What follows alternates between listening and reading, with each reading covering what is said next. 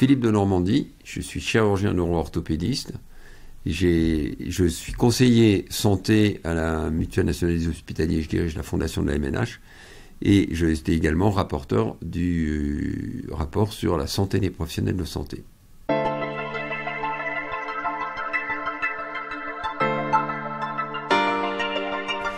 C'est une question compliquée pour bien analyser les raisons profondes pour lesquelles les professionnels de santé sont a priori pas tous en très bonne santé, en tout cas les différentes études le montrent. Enfin, les différentes études, on manque réellement de connaissances de façon factuelle, et c'est pour ça que, notamment avec la fondation MNH et l'adresse et le ministère, on a lancé des travaux de recherche pour avoir du factuel, des certitudes. Mais en fait, ce qui ressort, c'est l'adage « les cordonniers sont les plus mal chaussés ». Pourquoi ? Parce que quand je suis un professionnel de santé, j'ai pas envie de trop savoir parce que je sais trop ce que ça pourrait être. Ce qui est quand même un élément important. Ensuite, quand je suis un professionnel de santé, j'ai pas forcément envie d'aller voir des professionnels qui pourraient, parce que je peux les connaître, ou qui pourraient éventuellement me juger. Et on le voit bien, les gens il y a un vrai problème de confidentialité. Les professionnels de santé aiment pas se mettre tout nu, entre guillemets, physiquement ou psychologiquement, devant un autre professionnel de santé, surtout si je le connais et que je le rencontre en salle de garde, au self, etc. Donc on a un vrai sujet autour de cette sujet de la confidentialité. Ensuite, quand je suis un professionnel de santé, il y a un petit côté, et on le voit par exemple sur les sujets d'addiction, etc., il y a un petit côté un peu surhomme en disant mais moi je vais passer à côté parce que je sais comment il faut faire, et on le voit par exemple sur l'addiction, je sais que je peux prendre des médicaments, je vais prendre du niveau 2 et je vais pouvoir arrêter, il n'y a pas de problème, et en fait j'ai du mal à arrêter. Voilà. Donc tout ça fait qu'il y a un ensemble mais qui est très socio-comportemental, et donc on a un vrai sujet de comprendre ces ressorts, parce que tant que vous ne comprenez pas ces ressorts, vous aurez beaucoup de mal à embarquer les professionnels de santé pour leur propre santé. Et en sachant que dedans, il y a bien deux grandes thématiques, qui est faire en sorte que, voilà, de Normandie chirurgien, mais il est comme tout le monde. Donc il a besoin de s'intéresser à sa santé et de la prévention de tout à chacun.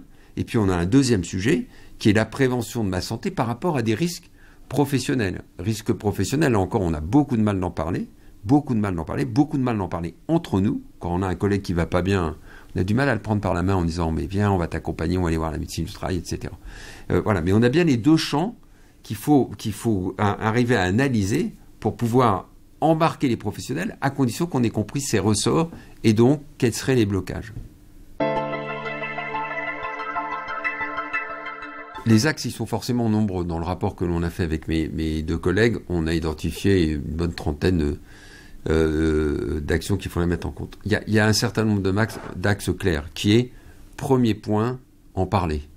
Oui, on soulève la boîte de Pandore, on a le droit de parler de ce sujet individuellement, collectivement, donc il faut le faire en sorte que dans tous les projets de service, dans les projets d'unité, on parle du sujet. Ça veut dire que si on en parle, il faut également qu'on soit capable d'y mettre des indicateurs. Donc ça veut dire qu'il faut qu'on suive un certain nombre de sujets autour de la santé des professionnels de santé.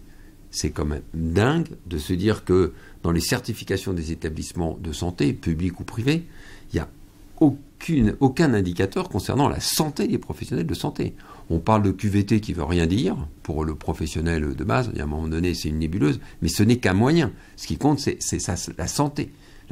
D'autant que, et c'est très important à retenir, un professionnel de santé en mauvaise santé, là, la littérature le montre, il ne soigne pas bien.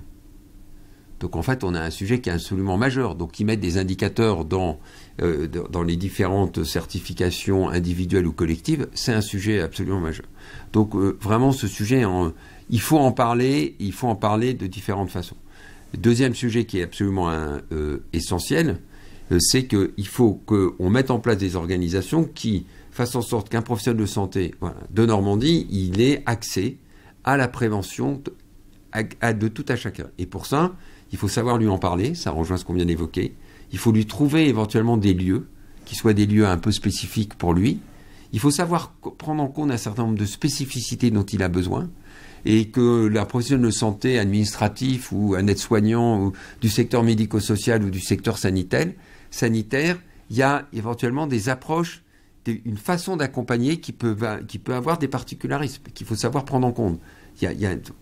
Donc ce sujet de pouvoir bien organiser toute cette prévention de tout à chacun qui est absolument essentielle. Et la prévention des risques professionnels.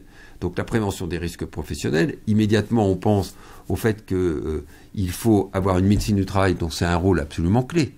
Je vais pas vous citer toutes les mesures, mais c'est absolument essentiel. On a un sujet majeur de la médecine du travail. Sachez que les soignants, pour l'immense majorité, n'ont jamais vu un médecin du travail. Et que quand je fais un sondage et que je vais dans un établissement de santé, je dis qui a vu un médecin du travail depuis combien de temps, en général, la majorité, ça fait plus de 5 ans. Voire il y en a, ça fait plus de 10 ans ou ça fait plus de 20 ans. Donc je critique pas les médecins du travail. Je dis juste que nous, on a besoin de redonner des lettres de noblesse et un positionnement de la médecine du travail comme étant un acteur de l'accompagnement des professionnels pour les aider, des professionnels et des établissements, pour les aider dans la gestion de façon efficace du risque professionnel, à la fois de la connaissance et à la fois de pouvoir imaginer collectivement les différentes mesures qu'il faudrait mettre en place pour pouvoir améliorer la situation. Donc on a un sujet là vraiment extrêmement important en termes d'axe. Et vous voyez bien que ça implique beaucoup de monde, parce que le risque professionnel, ça veut dire également que les industriels, quand ils nous fournissent tel type de matériel, parce que quand je suis podologue, on me fournit de la colle pour pouvoir faire les chaussures orthopédiques, il faut être certain que ces produits soient des produits qui n'aient pas un impact sur la santé. Quand moi j'opère et que je fous de la fumée partout et qu'on a des gaz, on est en train de se rendre compte que, quand on s'est rendu compte que les infirmières avaient un risque probablement plus important de cancer du sein, parce que travail de nuit, des explosions particuliers, et en plus le problème de la nourriture est un vrai sujet. Donc on a, voyez, donc tout ce champ-là de risque professionnel, c'est lié avec la médecine du travail, c'est lié également sur l'impact sur les industriels. On a besoin de réfléchir collectivement, au même titre qu'il y a des assureurs aujourd'hui qui disent les responsabilités civiles professionnelles d'un établissement, on va peut-être mettre des bonus et des malus suivant la façon avec laquelle vous vous impliquez dans la gestion de ces risques des risques professionnels. Donc là, on a vraiment tout un ensemble qui est extrêmement important à bien identifier, et en même temps en y intégrant toute l'approche usure professionnelle, c'est-à-dire comment on est capable de pouvoir donner les carrières prenant en compte les risques et donc l'usure professionnelle pour pouvoir à la fois la prévenir et pour pouvoir adapter les postes en fonction de ces conditions également, à la fois physiques et à la fois psychologiques. Et ça, c'est un axe extrêmement important. Ce qui prouve bien que ce sujet, c'est un sujet qui intéresse le ministère qui intéresse tout le monde, mais le ministère de la Santé, mais aussi le ministère du Travail, mais aussi l'Éducation nationale, parce qu'on a également un sujet absolument essentiel au niveau des jeunes. Enfin, et je ne vais pas tout énumérer, on a un sujet également clé qui est produire de la connaissance sur 2 niveaux. Donc il faut faire du factuel, j'évoquais, des travaux de recherche pour pouvoir sortir les chiffres. Par exemple, on est en train de porter un projet sur incidence et prévalence des cancers du sein chez les femmes. Voilà. Donc on va pouvoir, grâce à des bases de données, le SNDS, la base de données de l'INSEE, pouvoir répondre, est-ce que les aides-soignantes de 50 ans ont un taux de pénétration de la mammographie identique ou inférieur aux autres aides-soignantes de telle région, aux infirmières, à la population générale. Il faut à un moment donné qu'on y mette du factuel. Factuel pour se dire, oui, c'est une vraie réalité, voilà sur les sujets. Voilà les sujets. Voilà. On a un risque de grossesse, a priori, un risque de grossesse défavorisé chez les soignantes. Oui ou non? Voilà, à un moment donné, il faut le prouver. Et puis ensuite, on a également un élément très important, moi ça m'a beaucoup frappé dans le rapport, c'est la méconnaissance de l'impact économique et financier que peut représenter la mauvaise santé des soignants.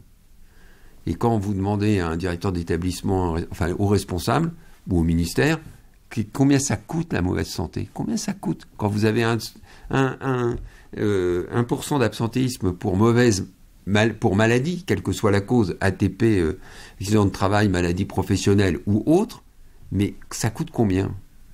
Ça coûte 1,5%, 2%, plus de 2% de masse salariale. C'est-à-dire que on voit bien qu'on a un vrai retour sur investissement, parce que ce sujet, tant qu'on n'y met pas des logiques financières, en disant regardez l'impact que vous avez de la bonne santé et regardez ce que vous coûte la mauvaise santé, on voit bien que si on se dit oh merde, ça y est, il va falloir encore dépenser de l'argent pour la santé. Non, non. Et pour conclure sur ce passage-là, moi ce qui m'a frappé dans toutes les études qu'on a faites, c'est qu'il y a un endroit en France qui l'a compris, c'est l'armée.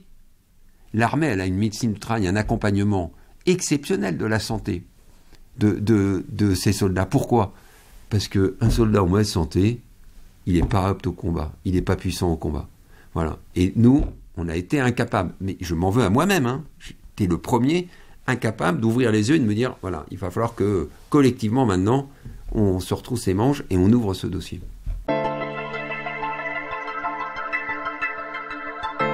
Les différentes étapes, alors ça dépend un peu du ministère. C'est-à-dire qu'à un moment, nous, notre souhait avec mes deux collègues, et c'est là pour laquelle on avait un certain nombre d'assurances, mais vous avez remarqué, ça change les ministres.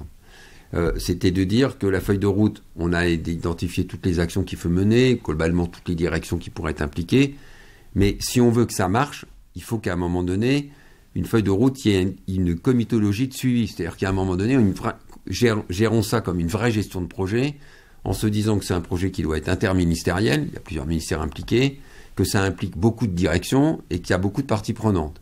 Et donc, si on veut que ce truc il fonctionne, il ne faut pas dire ça va être le bureau Tartampion de la DGOS, de la DGCS, de machin. Vous connaissez comme moi comment ça peut fonctionner, et notamment dans un travail collectif. Il faut qu'à un moment donné, ce projet, on dise oui, c'est une priorité. Ça, globalement, tout le monde nous le dit. Maintenant, 2, on met en place une organisation, une comitologie qui fait que, quoi qu'il arrive dans les changements, on va suivre l'ensemble des actions qu'il faut mettre en œuvre. Il y a des actions qu'on peut mettre tout de suite. Décider demain d'en parler de partout, c'est pas compliqué. Décider demain d'intégrer des indicateurs, en 3 mois, on doit pouvoir l'avoir fait. Bon, mais repenser l'organisation de la médecine du travail en développant les infirmiers de pratique avancée, on voit que c'est plus long. Donc on a besoin d'avoir une feuille de route qui reprenne, qui est une comitologie de suivi, une vraie gestion de projet. À côté de ça, on a les actions aujourd'hui qu'il faut mettre en œuvre et qu'on le fasse avec les parties prenantes. C'est qui les parties prenantes ? C'est toutes les parties, les directions concernées, puisque ça concerne le médico-social et le sanitaire, ça concerne la direction du travail et ça concerne également la HAS. Enfin, donc il y a des parties prenantes qui sont les parties prenantes de côté administratif. Il faut qu'ils soient tous impliqués. Il n'y a aucune raison qu'on fasse ça pour le sanitaire et pas pour les professionnels de santé du médico-social, l'aide-soignant, nos auxiliaires de vie. Voilà, il faut embarquer tout le monde. Donc on a des deuxièmes sujets, les parties prenantes, c'est également tous les représentants institutionnels des professionnels ou des employeurs avec qui on a beaucoup travaillé. C'est-à-dire que c'est les fédérations, c'est les conseils de l'ordre, etc. Et moi, ce qui m'a vraiment frappé, j'ai roulé un peu ma bosse, dans des actions variées, dans des activités variées, ce qui m'a frappé, c'est que c'est la première fois que je vois une unanimité de tous les acteurs, publics, privés, associatifs, etc., pour dire ce sujet, ouais, maintenant il va falloir qu'on y aille. Et c'est pour ça que l'élément clé de la feuille de route, c'est bien de le faire, pas dans un coin, dans un bureau, c'est bien de pouvoir associer ces différentes parties prenantes en se disant on a un gros chantier devant nous et on est capable en 3 ans d'avoir réellement bougé les lignes et que les gens sur le terrain, c'est le seul truc qui compte, se disent waouh, ça y est, on prend en compte, voilà, on parle de ma santé, pas de la QVT, des grands concepts et tout, qui sont peut-être très bien, c'est des moyens. Voilà, on s'intéresse à ma santé.